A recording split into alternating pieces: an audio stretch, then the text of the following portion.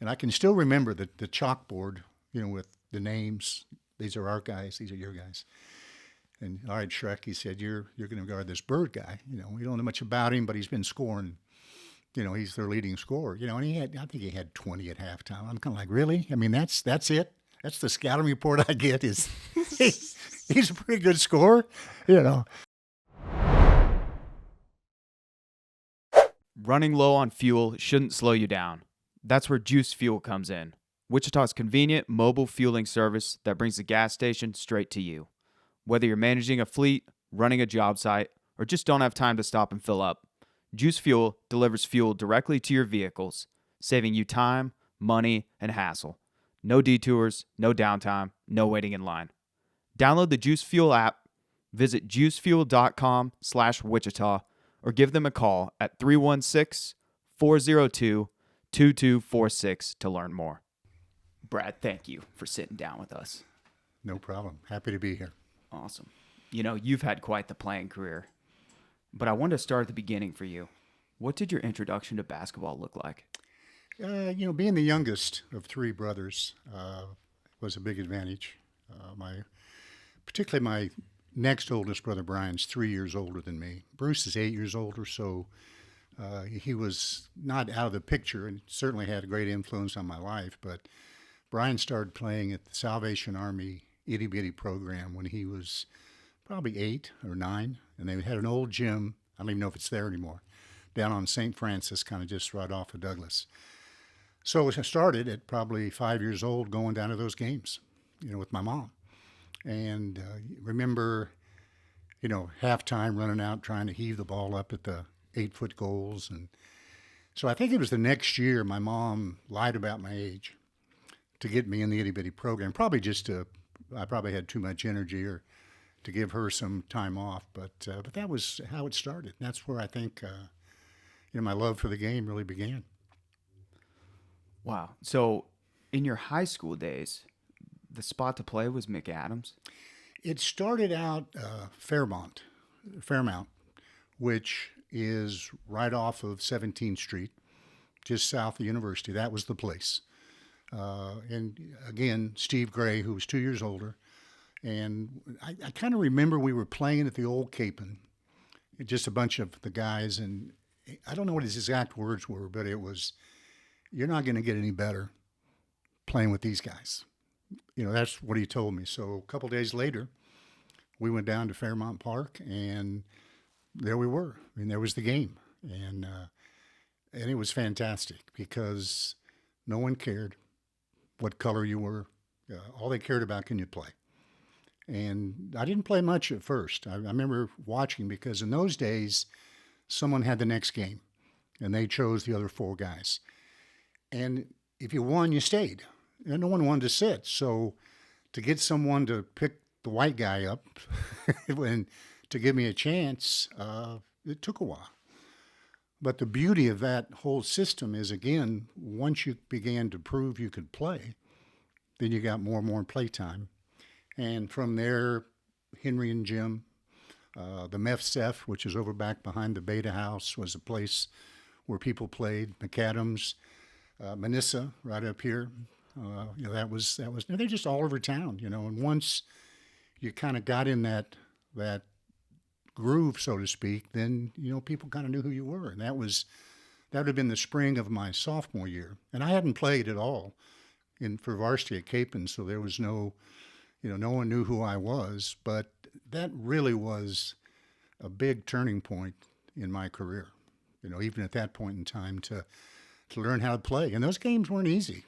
And there was a hierarchy, the older guys, I remember one time someone called a foul and the guy said, you don't have enough experience to call that foul. Give me the ball, and that's how that was, there was just, everybody understood it. And you played and you didn't want to get off the court. So it was a great beginning. Going back to the Salvation Army, the itty bitty thing you were talking about, that, correct me if I'm wrong, turned into bitty basketball. Correct. What was bitty basketball like in your day? Because in our day and a little before us, that was huge. Yeah. Was it that way when you were going through? Not really, not as big, not really. But there was, and again, it was just, God, this gym was so small and it was cramped and it just had some stands up top. There was a guy named TV Pickett that was the director of the whole thing of the Salvation Army. But I don't recall there being that many different leagues. And you only played there.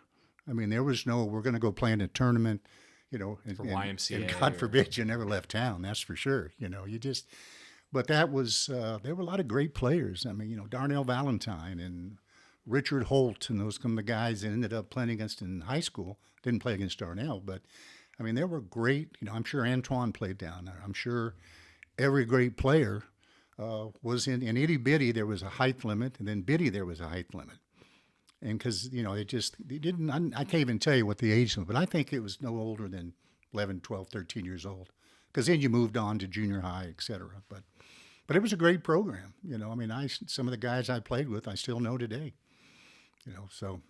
Wow. And it wasn't on, because I think it's gone now, but it's on South, it was on South Oliver, wasn't it? Yes, that was the big place where they played a lot of the games when my kids were playing. But this was really a kind of a unique thing. There was just, you know, how it started, how the Salvation Army got involved, probably just with their mission to have an outreach to kids. How we ended up down there, I have no idea. But I know my brother started before I did. So it was, you know, it was an early start. And it was, you know, and that's kind of started everything. And the stuff at McAdams, that was just organized pickup. Yeah. There were, no referees. It was just an honor system on calling your own fouls. Right. Now, at one time later, Bill Heinball, who was at South High for many years, had a summer league in McAdams that I played in with my brother and Elmer and Dave Peters, a bunch of guys from Kansas Newman, and that would have been probably my freshman or sophomore year in college. But most of the time, yeah, you walked up and who's got next, you know, and that's what you did. And you called your own fouls and there were arguments, but, you know, it's interesting. I never remember anything happening physical as far as guys fighting or anything. It may have happened. And it was rough. I mean, there, you know, you went in the lane, you weren't going to the basket without meeting somebody. So Were there crowds? you know, sometimes, not usually though. The crowd usually was just guys waiting to play. You know, everybody, and sometimes there were bigger crowds. You know, there were some indoor places, but the best places were the outdoor courts. You know, and I think that court's still there at Fairmount Park. I'm pretty sure it is, but that was to me the purest sort of basketball. You know, and of course you hear about the Rucker League in New York and some of those. It was the same thing. I mean, it was that's exactly what these games were. Just they were a lot of fun and very intense. What's Cool to think about. Yeah, it is. What did the City League look like when you were going through it? You know, looking back, it was full of great players. You know, we were 3A. All the big schools were 5A. You know, we were competitive. You know, I think we had a 500 record, but we really couldn't compete with, you know, North at that time and East. You know, North had Larry Dennis and Sid Ford and all these guys that were, I mean, they were very talented. And as you guys know, I mean, Capon was a great football school. So we literally would have the state football championship on Saturday, and our first game was Tuesday. So if you were a football player, there was no practice, you know. And then, but I didn't play football my last 2 years because I didn't like it very much, and plus I kind of felt like there was potential for maybe a future in basketball. But and I think we were very competitive. But like I say, it was a lot of really good players, a lot of guys that played at the next level. Was Bishop Carroll 3A when you guys were? I think they were. Yeah, I would think so. So you played. Did you guys play at the Concrete Cave? Oh yeah. Yeah, that's exactly where we played. Was it as loud as they say? Oh yeah. And you know, and you had East. That was the old gym at East. You know, North High, all those the balconies, and you know, you had to kind of, if you're in the corner, you had to kind of make sure you got far enough in so you wouldn't hit the upright as you went by. But I love those kind of places. Even in college, I was very fortunate to play at a lot of field houses. You know, a lot of places that weren't the big you know, Henry Leavitt's a great example. I mean, Allen field houses. Those are, to me, those are the the real basketball places. What years were you at Capon? I graduated in '73. Did you guys make any state tournament runs? We actually went to the state tournament our senior year, Pete and I senior year. Winfield were undefeated, had a great team, and we were in Augusta. And long story short, a guy, Tim Hutchins, made a half-court shot at the buzzer to beat him and went to the state tournament and then lost in the first round of the state tournament. So to this day, there's people in Winfield that literally, I'm not making this up, they still are a little bitter 50-plus years later. So because they were much, much better team than we were. But again, that's why basketball is such a great game. Man, I love the mystique of the City League. Mm-hmm. So many great players. Yeah. Bob Lutz had that list we were looking at. A lot of the names are slipping me, but so many great players have gone through the City League. It's so great to get to talk to people that have gone through it as well, especially years ago. Mm-hmm. Like Antoine, Ricky Ross, Darnell, how much younger were they than you? Well, 4 or 5 years probably. So you weren't too far. No, because those guys would have been in college in 80 or 81. So that means they, probably 5, 6 years. Yeah, because they went to New Orleans. I think that was 81. But that was a great time. I mean, there's always been good players. I think, Ronnie Jones, Ray Murray, Sid Ford, those guys that were they were great. But, I mean, there was a time there where all of a sudden we had, Antoine and Darnell and Ricky Ross, who I personally think is one of the best players I got to play against him and with him in some city leagues. And, I mean, Ricky Ross was the quintessential guard today. I mean, the 6'7", could shoot it, could pass it. I mean, he just, wherever, his career went for whatever reason, I just always thought he was one of the best players to ever come out of this area. You and Bob Lutz would agree on that. I don't know. He's a huge Ricky Ross guy, and a great man. Ricky still is, around town, and not a bad person. He's a good person. Everybody we've talked to that's really plugged in with the City League has said that. Yeah. Ricky Ross is the best player that's gone through the City League. Yeah. But if you're us, you wouldn't think that because you hear of the Darnell Valentines, the Antoine Cars. You don't hear about Ricky Ross unless your parents tell you about it. Right. Yet everyone your age tells us that it probably was Ricky Ross who was the most dominant Wichita high school player ever. Yeah. And not to take a thing away from Darnell and Antoine and a lot of other guys that came through the league, but Perry, sure, modern day. Yeah, no question. Yeah, so so many great players. So, where did you start your college ball?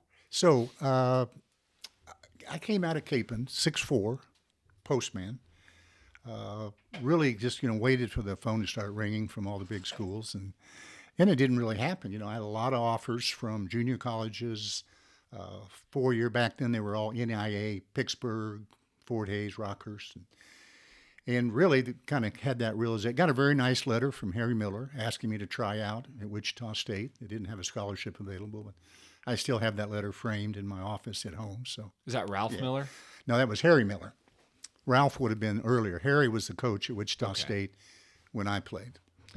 So I kind of resigned myself that Rockhurst would be a good fit. My brother had gone to Drake after high school, the year after they went to the Final Four. And Brian was a great player. I mean, Brian was a great athlete, and coaching kind of changed things, so he went to Rockhurst and finished his career out. So I thought attractive to go play with my brother, and I got up there, played 1 year. In that period of time, I grew 2 inches, put on some weight, really learned to play facing the basket more, and really through a quirk of fate, I was at an all-star game that summer and ran into a guy named Rick Park, who was the head basketball coach in Independence, and he had tried to recruit me, and he just kind of made the comment, "Hey, are you happy?" Yeah. And so that night, I get a call from Ken Hayes, who was the head coach at Tulsa. Rick had played at Tulsa, and Ken says, "Brad, we've never met, but Rick Park says you can play. If you go to Independence for a year, you got a home at Tulsa." So the next day, I drove to Independence, met with them, made the decision, went to Independence. I had a really good year. Played again with some great guys. About a week after the season, the Tulsa coach, Ken Hayes, is fired. So I'm like, well, okay, what's next? J.D. Barnett, if you remember that name, J.D. had coached at Tulsa, ironically, but he was the number one assistant at West Texas, and he had gone and watched me in the junior college regionals. Called me up and said, hey, we want you to come visit West Texas. And I went down there and signed with him, and that was it. So in Tulsa was kind of down at that time in the Missouri Valley, not like they were in those years with Nolan Richardson. But so it was kind of an odd way I got to where I was. But and like I said, I think I was in the portal before the portal was even a thing. Yeah, I know. I was thinking that too. You had a modern college career. Yeah. So, and it couldn't have worked out better. I mean, I just, great career at Independence, a lot of great people that some I'm still in touch with. Got to West Texas, out in the middle of, it's a wonderful place, but Amarillo's out there in the Panhandle. West Texas is 22 miles south of Amarillo. Dry County, which I guess that shouldn't be a factor, but it was. But then again, had 2 great years there, played with some great guys, had a lot of success. I mean, I just can't, short of not going to the NCAA tournament, which we can talk about a little bit, but I just, it was just a wonderful experience, and still have a lot of friends in Amarillo and, all around the country that I made down there. So, I was just couldn't have worked out better, just in kind of a convoluted way I got there, but. Were you guys close to making the NCAA tournament? My junior year, we were leading the Valley. We were 1 game ahead of Wichita. Had 2 games left at Tulsa, who we'd beat by 20 at home, and at Southern Illinois at home against SIU. Maurice Cheeks gets hurt. We go to Tulsa, lose by 1 down there.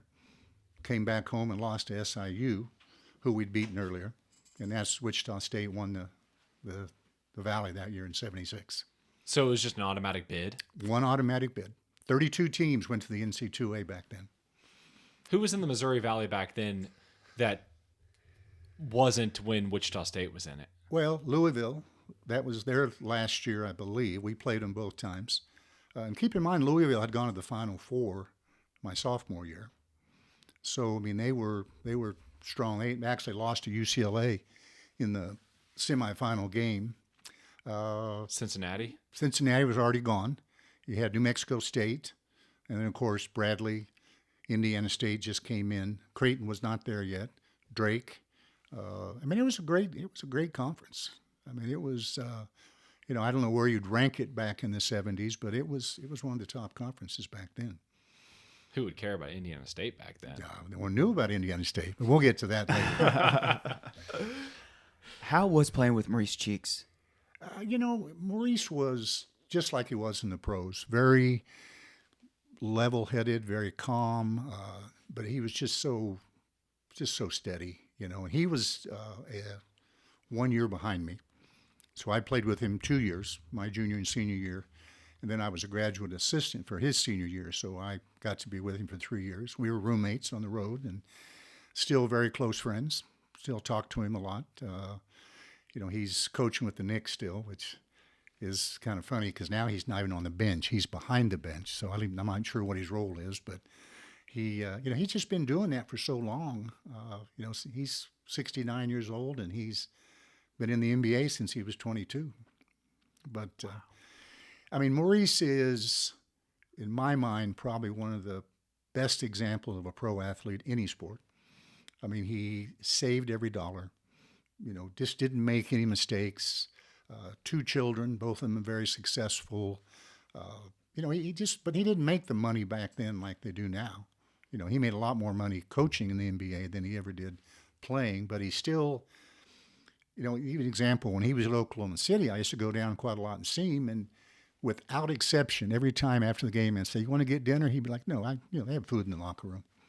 And that's where he was when he played. And he just kept those good financial habits have continued, and just a great guy, and a very, very good friend. I forgot he was an assistant with Billy Donovan down was. there. He was. He was tight with Russell Westbrook. That's right. Those guys were when Russ was MVP and first team All NBA. Those guys were close. Yeah, and I think that's the value he brings to a team. I mean, I think about Jalen Brunson, and not a lot of basketball value, but probably more value how to be a pro, how to conduct yourself, what's some things to look out for, some of the pitfalls that we all know exist with money and fame. And I think Maurice has probably been able to help a lot of those guys to maybe stay away from that. So, Yeah, what a great figure to have on your coaching staff. yeah. Was he there with Scott Brooks? I don't remember. Yeah, I'm not sure. I don't remember. He's coached, he was head coach at Portland, at Philadelphia, and at Detroit. Then he's been an assistant, long time in Oklahoma City. But I think he's kind of got it now where he doesn't make all the road trips, and he's there, and his kids live in the city, so New York's a good fit for him. So anyway, Good for him. yeah, You brought up Indiana State getting into the Valley. They had quite the player, they didn't they? They did that no one knew about, including me. You found out, though. Found out. Tell yeah. that whole story of the. So you got to remember, this was pre-ESPN. I mean, there was no. You just didn't. We played on TV rarely. The NC2A I don't think was even live back in those days. A lot of the games were tape delayed. There was no March Madness, but so we went into Terre Haute on a road trip. We played in New Orleans at Southern Miss. Went up, and I can still remember the chalkboard. With the names. These are our guys. These are your guys. And all right, Schreck, he said, you're going to guard this Bird guy. We don't know much about him, but he's been scoring. He's their leading scorer. And I think he had 20 at halftime. I'm kind of like, really? That's it. That's the scouting report I get. Is he's a pretty good scorer, But again, that was his sophomore year. He'd been to Indiana briefly. The story back, working on a sanitation truck in French Lick. I think that's the story you hear. And someone went to the coach at Indiana State and said, hey, the best guy in the whole state of Indiana is working for a living. And they got him to come to Indiana State, and the rest was history. Unbelievable. What was the build-up like? So how many times did you play, Larry? Twice. This picture is actually in Amarillo. And just to brag a little bit, that was his second lowest point output. He had 12 points that night. I think he had 30-some the first time. And there's a guy in Cleveland, Ohio named Bruce Taylor that was on our team that guarded him some also. I think maybe I played 30, he played 10 or something. But had a bad shooting night. But, look at that defense. How could he How could he shoot over that? shoot over that? And those shorts probably distracted him as well. How cool is that for you to have a picture like that of you guarding Larry Bird? Yeah, just ask all my friends. They get tired of seeing it, but that's okay. But I had a guy ask me one time, he said, Brad, do you think Larry bores all his friends in the bar showing him that picture? And I said, oh, absolutely. I'm sure he does. Before the first time you played him, you said, his name's up there. He scores all these points. Yeah. Obviously, you didn't have any idea he was going to be what he was. No. But did you have, was there anything in your mind thinking this guy's really going to be a unique problem? I think you knew he was special just because he was such a great shooter. And, and he had some guys around him. There was a guy named Harry Morgan, was a 6'8" forward, and Carl Nix was the point guard. And obviously what they did the next couple of years going to the final. But I don't know that I really ever remember just going, wow, this guy's going to be Larry Bird, but it didn't take long. The next couple of years, I think he really established himself. And you were out by then. I was out, yeah. I was the graduate assistant for his junior year. But I will tell you, the times I was around him, particularly as a graduate assistant, at shoot-around, I remember one time, one of my jobs was to pick up the other team in a van, take him to the hotel, and he sat right next to me. And literally, head down. And I'm trying to engage him, and no, yes. He was painfully shy. And then that, I think he got over that once he got in the NBA from what everybody says. But yeah, I mean, he was just a kid that, you could just tell had no interest in engaging in any conversation, and but he can play. So he was not the shit talker Nope. that he was in the NBA. Not at all. Wow. Not at all. Not at least, the couple of times I was around him. But I mean, that didn't happen as much back then. And I don't know if that's just the sign of the times. I mean, Cameras, maybe. it did happen some. I mean, people would talk trash to each other, but he certainly didn't. He didn't. Not, so. But it's a nice memory. I didn't even know that picture existed for years until a friend of mine in California, that was a quarterback in the football team, called me one day and he said, did you get a yearbook? And I'm like, no, I didn't. I didn't have any money for a yearbook. And so he razored it off, sent it to me. I didn't even know. This was like 3 or 4 years. And that's really when it became more important, because now all of a sudden he was at the Celtics and he was winning championships. And so that's how I got that picture. That's a great picture. Yeah, it is. It's a great picture. Do you have that in your house? I do. I have it in my office at home. Yeah. Wow. What a unique story arc for Larry Bird to play Magic in the NCAA tournament, and then one gets drafted to the Lakers and one gets drafted to the Celtics. Yeah. And they both live up to it. Exactly. Yeah. Well, I think the ESPN or whatever it was that did that, one of my favorite shows about how the two really obviously respected each other, were competitive, and then found out that they really weren't that different. I mean, they were from completely different backgrounds, and I think it was the Converse commercial, I think, when they first met and, had lunch at Larry's house with his mom. And I mean, that's a beautiful thing, and I think that friendship is genuine, even though when they got on the court. In fact, Larry said one time in an interview that after that friendship, they kind of came out to the opening tap, and Magic said something to me. He was just like, come on. He had no interest in being your friend right now. We can be friends later, but I'm going to try to kick your ass, and that's the way it is. So. Wow. That's so interesting that he was shy in college. Yeah. That's very surprising. Yeah. I mean, beyond shy. Yeah, because he did a 180-degree flip. Rip. Because you talk to you hear Barkley interviews or any of those guys around the time that Larry Bird, you ask them the biggest shit talker in the NBA, it was Larry Bird. Right. Yep. And even, it was almost like he was a ventriloquist. I mean, he didn't, he would talk to these guys and you couldn't hardly see his lips moving, and there's so many great stories, so. Wow. That's fascinating. A guy that dominates like that. He kept his mouth shut for as long as he did. Yeah. I would have been running mine. So you probably played at Henry Leavitt? Mm-hmm. Yes. How was that being from Wichita, coming back to Wichita to play Wichita State? With the first time we came, we were leading the Valley. I think we were ranked 16th or 17th in the country. So it was a huge game. Came back, place is packed, the hype is there, and without a doubt, it was the absolute worst game of my entire basketball career. I mean, I don't think I scored. I fouled out. I mean, and I didn't think that there was a lot of pressure, but looking back, I think there really was. And it's kind of one of those things, as things, went bad, they went bad. Now, later on in a couple games, I kind of made up for it, in Henry Leavitt. But that game it was bad. It was we only lost 7 games that year, and that was one of them. So, did you like coming back here? Yeah, it didn't. And the thing is, some people want to try to say, well, gosh, you must have been, pissed off about them not recruiting you, had animosity, and it wasn't anything like that, because I really didn't feel that way, and particularly since the situation at West Texas had become so comfortable from a living standpoint and from a playing standpoint.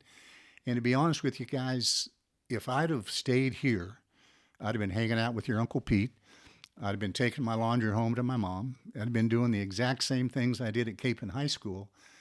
By being forced to leave, I think I grew up as a person and was forced to, be out there on my own. So, because I'd have gone to Wichita State if they had offered me a scholarship, either from high school or Independence. But I think it worked out fantastic that that we didn't, that they didn't, and for me personally, it did. Who did Wichita State have at the time? Bob Elmore, Bob Gray, who I think Bob Gray, he's passed, but was probably one of the best players I ever played against, absent Larry Bird. Bob Trogel, Cal Bruton. Were they nationally pretty good? Oh yeah, and then I would argue that team had as much talent as any team Wichita State's ever had. I mean, they were, and they went down to the NC2A and played Michigan when they had Ricky Green and had the game won and lost. And then Michigan went to the finals and lost to Indiana the year they were undefeated. So I mean, they were as good as they were. They were kind of an outlaw type team too. There was some issues, the kind of issues that a lot of teams had in the 70s. And Harry Miller I think he was a good coach, but there was a hard team to bring together. I mean, there was some Bob Elmore died in Italy of a drug overdose not many years long after his playing days. And Bob Elmore was a tremendous talent, 6'11". I mean, Bob Elmore looked like the guys today. I mean, 6'11", probably 265. I mean, nice touch around the basket, strong, but he had some demons that finally caught up with him. But like I said, and in those days there were a lot of great players in the Valley. Outside of Wichita State, West Texas, and Indiana State, who were the other really good Valley teams during that time? Bradley was strong. SIU was always tough.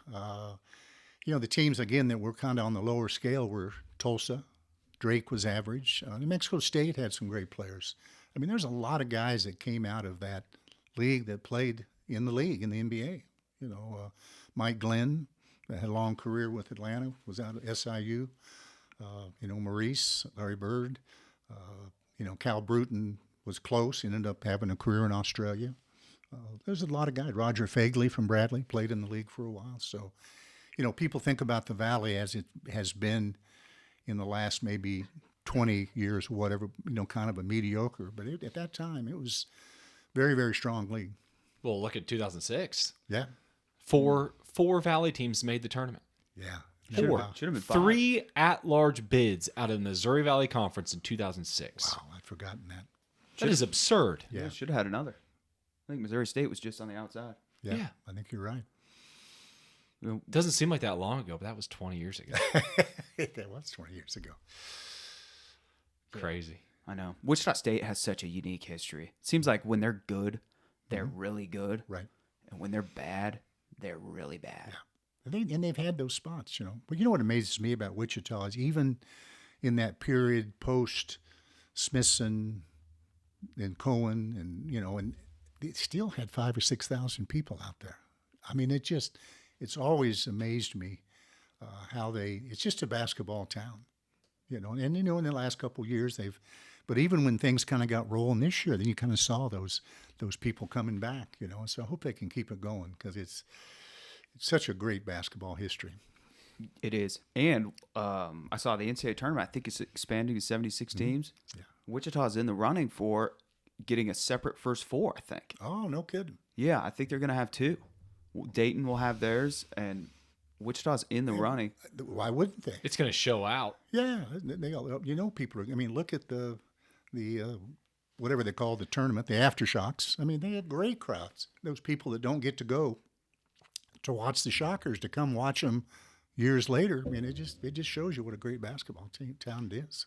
Yeah, and I don't remember maybe it was Taylor Eldridge who we were talking to about it, but how the American Conference rotates its conference tournament to each stadium, man, and it would be a crazy home court advantage, so I get why they don't do it, but having that at Wichita State, because you looked at it at UAB last year, that was embarrassing. Yeah. How few, or no, it was in Tulsa. No, it was in Birmingham, yeah. Yeah, UAB. It was embarrassing how few people were there. Oh, I know. Like, man, put that thing in Wichita. It's packed. Yeah, but it would be a serious advantage to Wichita. Yeah. But still, It's I better mean, than what's an your open goal? Gym.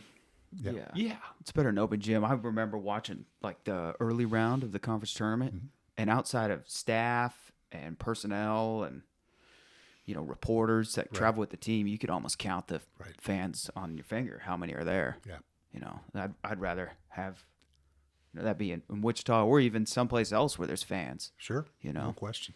Right. And if you're the American Conference, what is your goal? Yeah. Is it to look good? Is it to fill up the stadium, Right. or not want WSU to have a big advantage? Not saying that's not why not saying that's why they don't do it, but man, you put that in Wichita, it's going to look a whole lot different than it is in UAB. No question. No question. Or throw it in Tulsa and let the Wichita State fans take that over, like they did on that That was NIT pretty good. game. Yeah, That was crazy seeing that on TV. Did you go to that game? I didn't. Yeah. Man, Look great on TV. Was there any professional basketball after college? A couple opportunities through one of my coaching guys that I got an invitation to go to L.A. to participate in a summer league.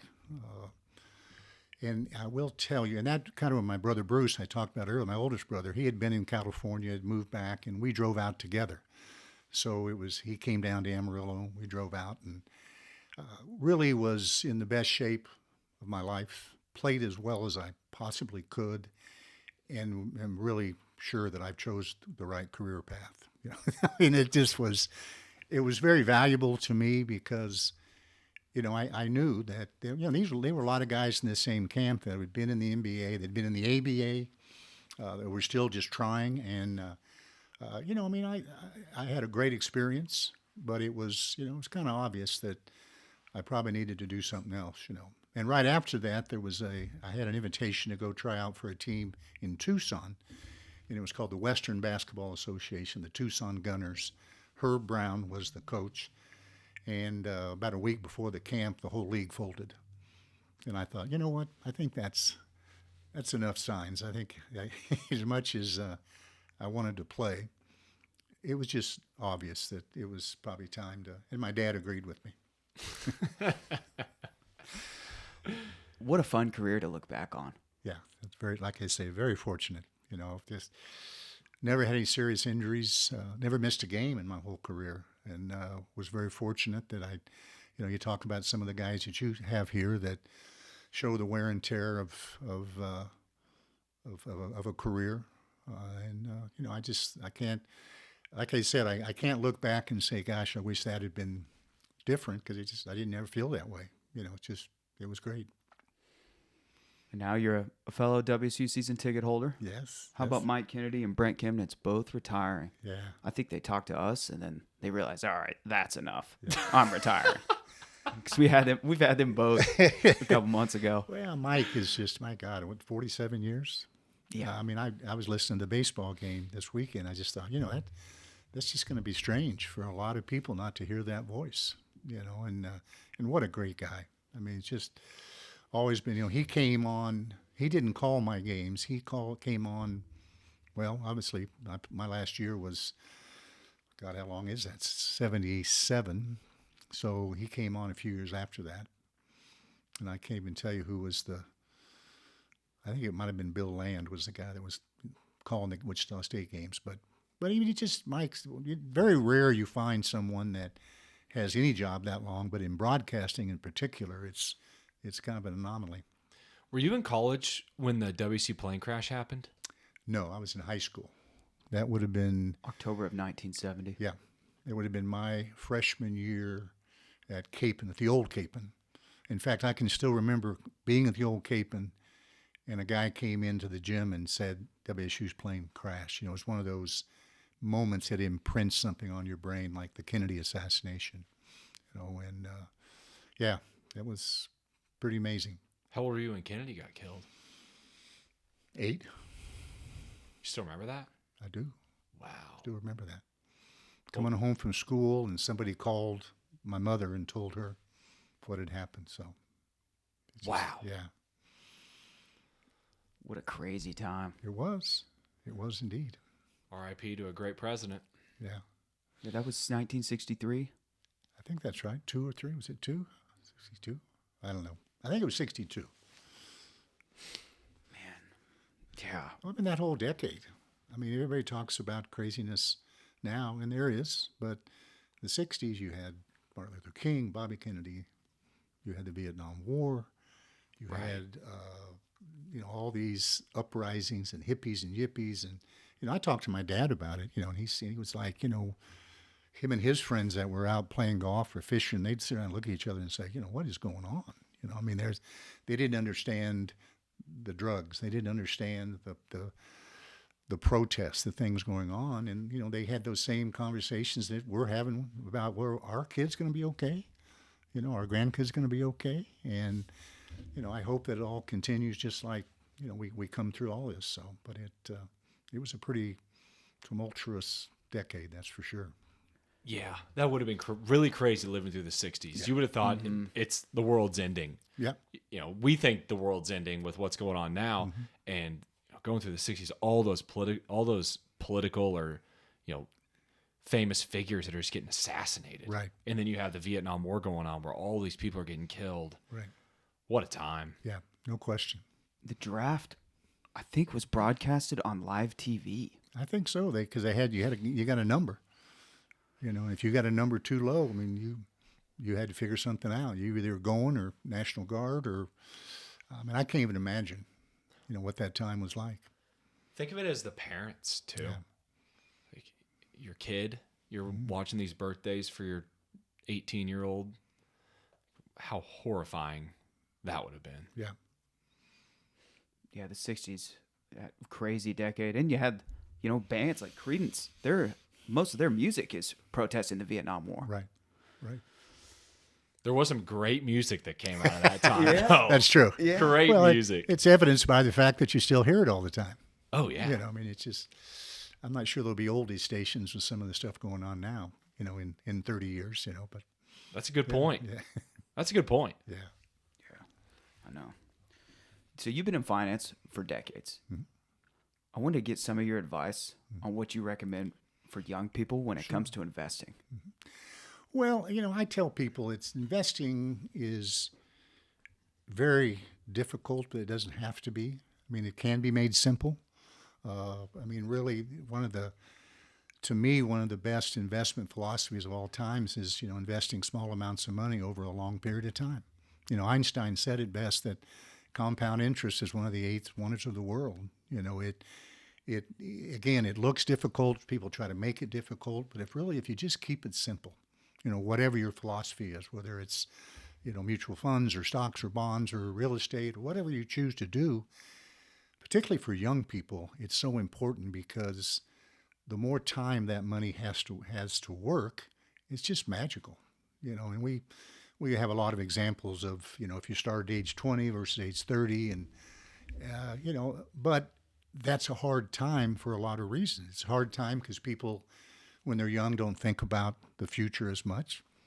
And more importantly, they don't have much money, and that's difficult to talk to somebody said, hey, you need to start putting away a little money. Well, all I'm trying to do is get established, buy a house. I'm trying to raise a family, raise my kids. And it's hard to do it. But once you get in that situation where you start seeing some results and you start seeing some growth, then it gets a little easier. I think Warren Buffett had a great line about, once you make that first 100,000, then the next one, they get easier after that, because you start seeing again that magic of compound interest. And I tell people, take advantage of every opportunity that you have, whether it's through your employer, whether it's through, just your advisor telling you, hey, start small. Let's just get started, because it's easy just to keep putting it off.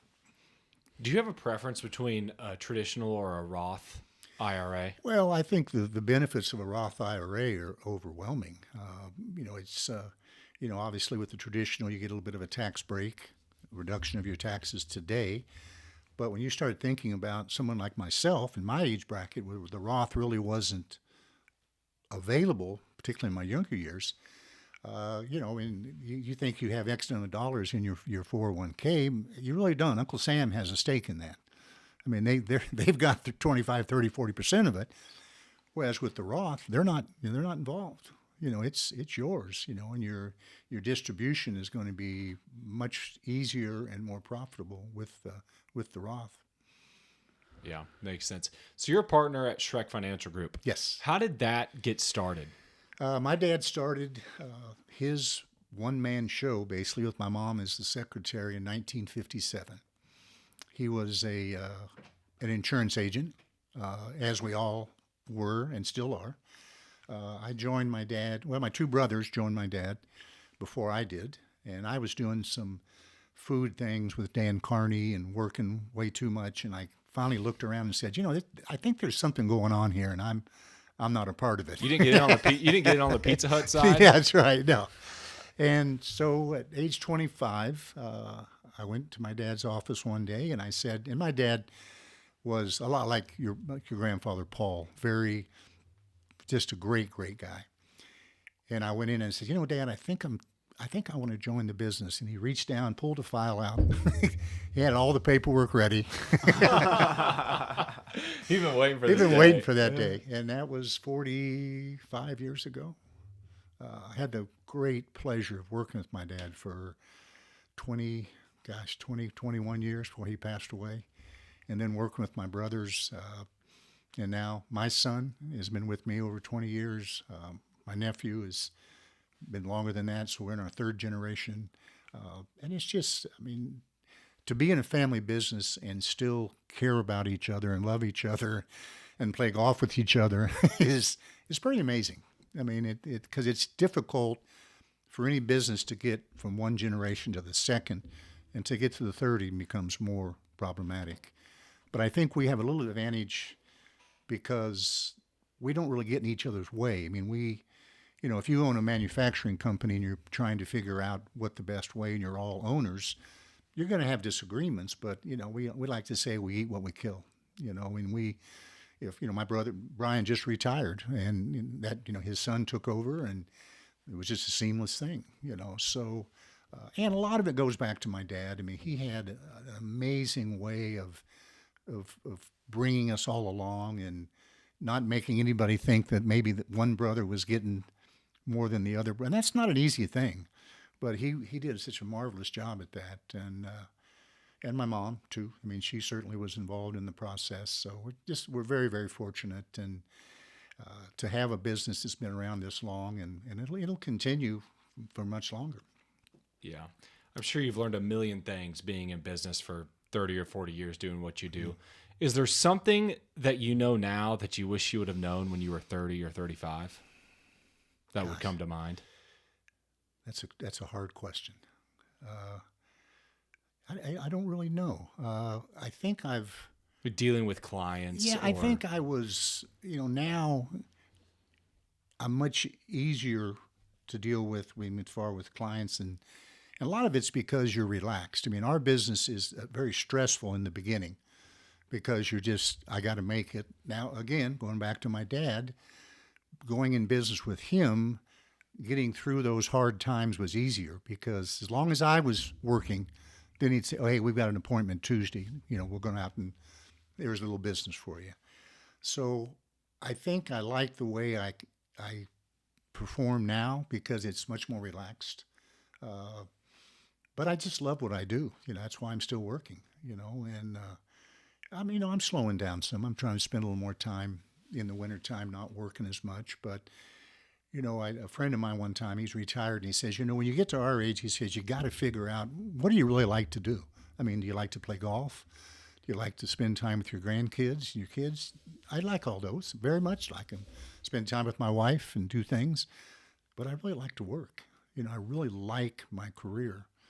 And I think it makes it easier to be successful in your career if you really enjoy it. Has it always been like that? It wasn't early on. Early on, it was just... Baptism by fire kind of deal? You're 25, 26 years old. I wasn't married. I didn't get married till I was 32. Running around with your uncle. We just... Yeah, a lot of softball and late nights. And, it was all fun, but... I think, you kind of grow into it and realize that.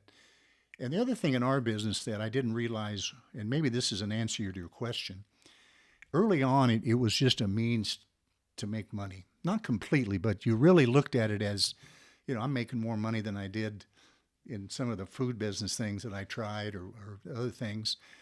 And then as you go on, you start, having a a death claim where a widow comes in and looks you in the eye and says, we're going to be okay because of what the work you did. Or she comes in and says, we're retired now, and the reason we're retired is because of the work that you've done. And I don't want that to sound too self-serving, but it really makes you feel pretty darn good when you know that. And again, my point is, you start looking and saying, okay, it's a noble profession I'm in, and this is really making changes and differences in people's lives. And I think that early on, I didn't really realize that. And I'll tell you one quick story that kind of bring that full circle. I hadn't been with my dad for less than a year, and a client, his wife died in a car accident, and there was a life insurance policy. And Dad said, well, we prepared the paperwork, and I said, well, when are we going to go out there? And he says, well, I'm not going out there. You are. And I hadn't been in the business very long. And I went out there and delivered the check to this guy I'd never met. And he's just holding the check, and he looks up at me and says, my kids are going to college now. And it was that epiphany for me that, this is what I do.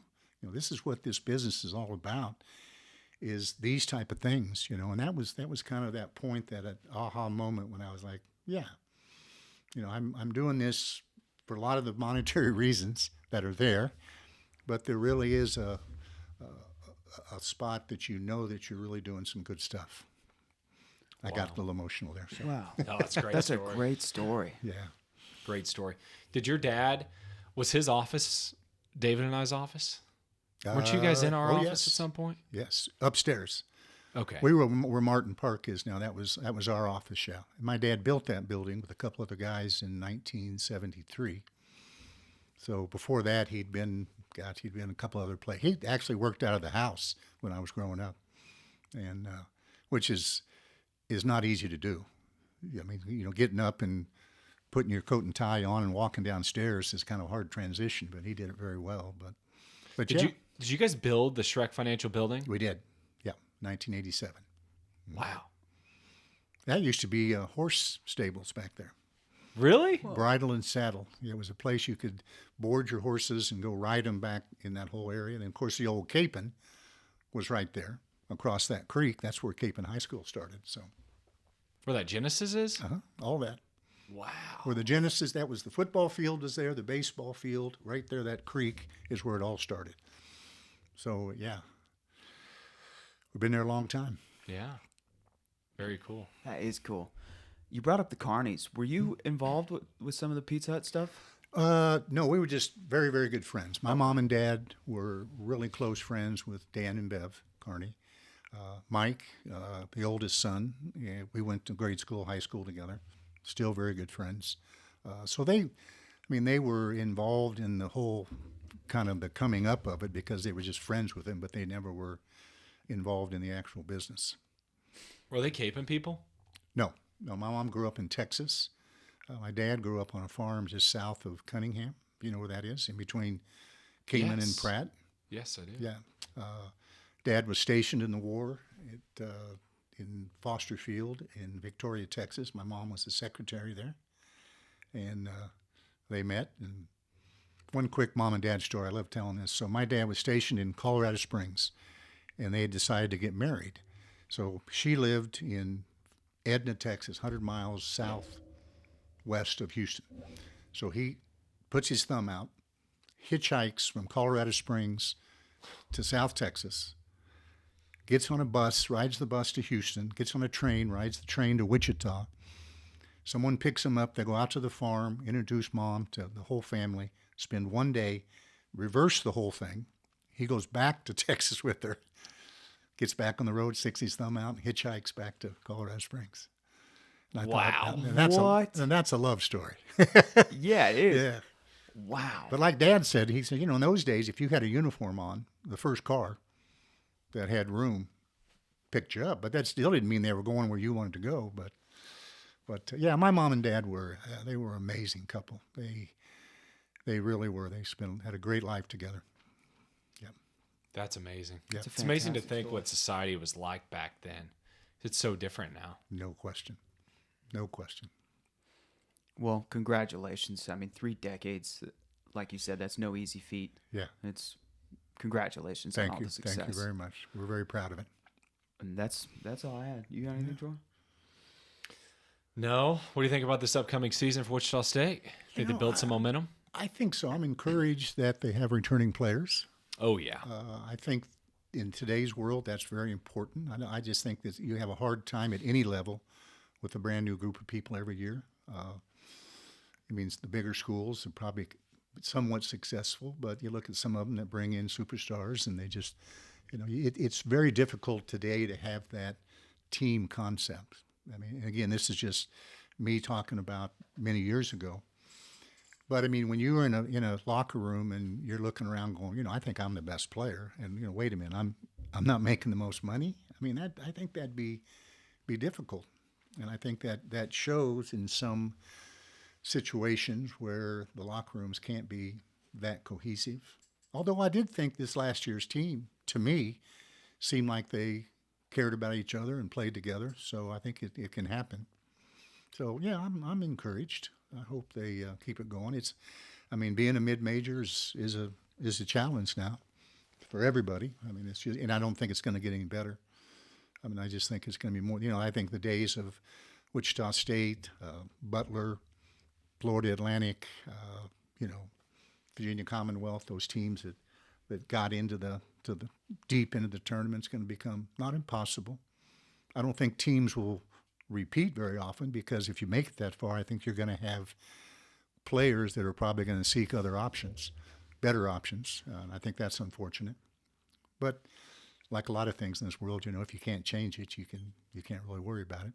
No, and it's not guaranteed for the Blue Bloods either. Right, I mean, agree. KU signed some huge I think they got the number one high school kid or whatever, but they lost basically their whole entire team. Now they can reload in a different way, but it's not. The Blue Bloods can be affected by this too, and yes. You throw money at 17, 18-year-olds. Who knows how they're going to end up playing? I agree. I mean, I think it was Nick Saban that said, that's what really kind of got him, was that none of his players ever talked about their ambitions or their school or what they wanted to do. All they wanted to talk about is how much money can I get. But can you even blame them? No, not at that age bracket. No. I think imagine us being 17, saying, "Come play for us for $1.5 million." Like, it's just human nature. No question. I think that they've created, and I don't know if they can fix it, to be honest with you. I mean, I think the portal maybe at some point can be adjusted a little bit, where they can't just go every year. Maybe not, but the money wise, which I don't disagree with the money. I mean, I think that, I went through an era that, you got a $15 laundry check every month. And I worked every summer, somewhere. I worked at the filling station right down here at Dick Fischermeyer Station at 13th and Bidding, and here I was playing major college basketball. In the summer I was working, because that's how I made money to have a little spending cash in the next year. So that's not a woe is me story. That's just the way it was. I know there were guys that were getting some money, but it was, hey, a few hundred here, or these kids from the inner city that didn't have the right clothes or warm jackets, and that all made sense. And some of them probably got more than others, but the thought of just making, guys on the end of the bench, some of these big schools are getting $100,000. That's just crazy. So, but don't blame the kids, that's for sure. No. Yeah.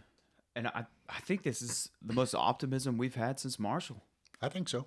Going into this next season. I think so. I think if you were to, before the season had ended, if you were to tell us that this is what was going to happen in the offseason, I think everyone would have said A+. Yeah, I agree. You brought back every single player you really wanted to, and then added, now you don't know yet until they hit the floor, but added guys that are promising. I think so. Yeah. And again, it's a challenge. I don't know Paul Mills that well, but I think he's figured out a formula to try to get. I think he expects his guys to be stand-up guys. I think that's important to him. I think he. You don't always know, but you kind of know. There's players that people are like, hey, this guy's a great talent, but maybe there's some issues, whatever. But I think he really has expectations for behavior in school that hopefully these kids are adhering to. Awesome. I got one more question. Yes, sir. You want to ask about my family, or I gotta No, say, no. I gotta I say, want to ask about a friend. Okay. A friend. So Pete Meitzner, yes, sir. point guard at Capon. Yes. How good was he? Well, he was great because he threw the ball to me every time. Because trust me, I Did shot he have a it. jump shot? Yeah, I think he had a little jump shot. Okay. But he didn't get to use it much because, like I said, I kind of shot it all the time. You weren't bashful? Not at all. No, not at all. That was my job. Like I said, a note to you, I said if they'd have had an assist record back in then, they didn't even keep it. I think he'd still hold the record because he threw it to me a lot. Yeah. Pete, he's a jack of all trades, offensive guard and point guard of the basketball Can you team. imagine? I mean, and there's an example of a guy that he didn't have one practice. I mean, again, they went from winning the state tournament on Saturday, go get your uniform Monday, and here we go. So, but that's kind of the way it was back then. But Offensive guard to point guard of the basketball Yeah. team. That's the Yeah. most insane combination I've ever heard. and I don't think Pete weighed much more in high school than he does now. Think about that. Yeah. And and Eddie Kriebel, it's just what a phenomenal coach to bring. I mean, they may have had one or two guys on the entire team that were over 200 pounds. Now you look at these schools that they just have these, monsters, and so. Amazing. Well, you got anything for us? Well, just say hi to my family, and I'm very fortunate there too. My wife Sandy, and 7 children, 15 grandchildren, and 3 great grandchildren now. So Wow. I'm very, very fortunate for all that, and we just life is good, and I appreciate you guys having me on. This has been fun. Oh, Brad, pleasure. thank you so much for the time. This was great. Very good. Awesome. Thanks, guys.